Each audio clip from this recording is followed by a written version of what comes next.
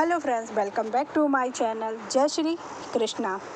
जब बाणों की शैया पे लेटे हुए थे भीष्म पितामह, तब द्रौपदी के उनके पास आई और उन्हें एक ऐसी बात कही जिसका जवाब स्वयं भीष्म पितामह के पास नहीं था। महाभारत की कहानी तो बहुत से लोग परिचित होंगे। इनमें से कुछ घटनाएं रहस्य पैदा करती हैं तो कुछ दिलचस्प लगती हैं। यह कहानी काफ़ी रोचक है। इसकी जितनी परतें खोलते जाओ उतना ही ज़्यादा ये और रहस्यमय दिखने लगती है। जैसे द्रौपदी का 5 भाइयों के साथ विवाह, इस विवाह की शर्त और नियम। इसके अलावा अर्जुन और श्री कृष्ण का संबंध, आजीवन विवाह न करने की प्रतिज्ञा लेने के बाद देवव्रत को भीष्म की उपाधि मिलना, पांचाली का चीरहरण आदि। शकुनी का प्रतिशोध, भीष्म को मिला इच्छा मृत्यु का वरदान, शांतनु का गंगा से विवाह, अम्बा का श्राप और शिखंडी का जीवन। आपको एक ऐसी कहानी सुनाएंगे जिससे शायद आप बहुत कम लोग ही जानते होंगे। यह कहानी तब शुरू होती है जब महाभारत का युद्ध अपने अंतिम चरण पर था और शिखंडी के बाणों से भीष्म पितामह घायल हो चुके थे। अम्बा के रूप में शिखंडी ने अपने पूर्व जन्म की प्रतिज्ञा को पूर्ण कर लिया था और अर्जुन के बाणों से छल्ली होकर भीष्म पितामह बाणों की शैया पर लेटे हुए थे। भीष्म पितामह को प्राप्त इच्छा मृत्यु के वरदान की वजह से स्वयं यमराज भी आकर उनके प्राण नहीं छीन सकते थे। वह भी जीवित थे। वे बाणों की शैया पर लेटे हुए महाभारत के युद्ध के परिणाम का इंतजार कर रहे थे, क्योंकि उन्होंने अपने पिता को वचन दिया था, मैं तब तक जीवित रहूंगा जब तक कि मैं अपनी राज्य की सीमाओं को सुरक्षित हाथों में ना दे लूं। युद्ध के नियम के अनुसार सूर्यास्त के पश्चात युद्ध रुक दिया जाता था और ऐसे समय में सभी लोग भीष्म की शैया के पास एकत्रित होते थे। भीष्म कुछ दिन और महाभारत का युग देखना चाहते थे, इसलिए वे अभी जीवित थे। सूर्यास्त होते ही सभी परिजन और शुभचिंतक भीष्म के पास आते और भीष्म उन्हें प्रवचन देते थे।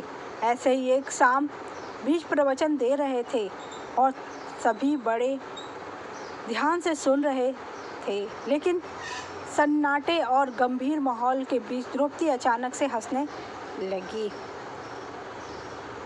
द्रौपदी को हंसता देख भीष्म अत्यंत क्रोधित हो उठे। साथ ही पास खड़े अन्य लोग भी द्रौपदी को क्रोध और अचंभे से देख रहे थे। अचानक द्रौपदी के जोर जोर हंसने का कारण। भीष्म ने क्रोध में आकर द्रौपदी से कहा, तुम पांचाल नरेश की पुत्री हो और हस्तिनापुर की वधू हो। तुम सम्माननीय परिवार से संबंध रखती हो। इस तरह हंसना तुम्हें शोभा नहीं देता। भीष्म के इस प्रश्न को जो उत्तर द्रौपदी ने दिया वह काफ़ी संवेदनशील और हिलाकर रखने वाला है। द्रौपदी ने भीष्म को वह समय याद दिलाया जब भरे दरबार में कौरवों द्वारा उसका चीरहरण किया गया। वह मदद के लिए चिल्लाती रही। उस दरबार में परिवार के सभी पुरुष सदस्य मौजूद थे। धृतराष्ट्र और भीष्म पितामह दोनों उस घटना के साक्षी थे, लेकिन किसी ने भी इसका विरोध नहीं किया। द्रौपदी का क्रोध व्यंग्यात्मक हंसी का रूप लेकर बाहर आ गया। जब मृत्युशैया पर लेटे भीष्म प्रवचन दे रहे थे, उन्होंने भीष्म से कहा, जब मेरा चीरहरण हुआ तब तो आपके मुख से एक शब्द भी नहीं निकला था। आज आप दर्द में रहते हुए भी प्रवचन दे रहे हैं। भीष्म को अपनी गलती का एहसास हुआ। उन्होंने द्रौपदी से क्षमा मांगते हुए चुप्पी ना तोड़ने का कारण भी बताया। भीष्म ने कहा, उस समय मैं कौरवों का दिया हुआ अन्न खा रहा था और जिसका अन्न खाते हैं उसका विरोध करना सही नहीं होता है। धृतराष्ट्र और दुर्योधन जैसे अधर्मी लोगों के अन्न ने मेरी जीवा को बांध लिया था, इसलिए मैं विरोध करने में असमर्थ था। भीष्म द्रौपदी से क्षमा मांगते और कहते हैं कि उनका विवेक अब जाग गया है और वह उस समय कौरवों का विरोध कर न पाने के लिए क्षमा मांगते हैं। द्रौपदी भीष्म के उस उत्तर से संतुष्ट हो जाती और उन्हें प्रणाम करके चली जाती। इस संवाद में भीष्म ने अपनी गलती स्वीकार की और द्रौपदी को न्याय दिलाया, जिससे यह संवाद महाभारत के संपूर्ण दृश्यों में एक बन गया।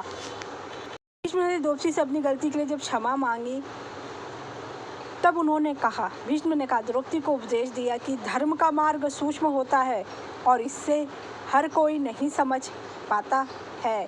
भीष्म ने द्रौपदी की ओर करुणा भरी दृष्टि से देखा, फिर शांत हो गए। इसलिए भीष्म का द्रौपदी को देखकर रोना उनके पश्चाताप और द्रौपदी के प्रति अपनी सहानुभूति का प्रतीक है, क्योंकि द्रौपदी ने भीष्म पितामह से एक प्रश्न भी किया था चीरहरण के समय कि भीष्म पितामह, अगर मेरी जगह आपकी पुत्री होती तो क्या आप अस्त्र ना उठाते, जिसका उत्तर भीष्म पितामह नहीं दे पाते हैं। अगर आपको मेरी जानकारी अच्छी लगी तो इसके लिए थैंक यू सो मच।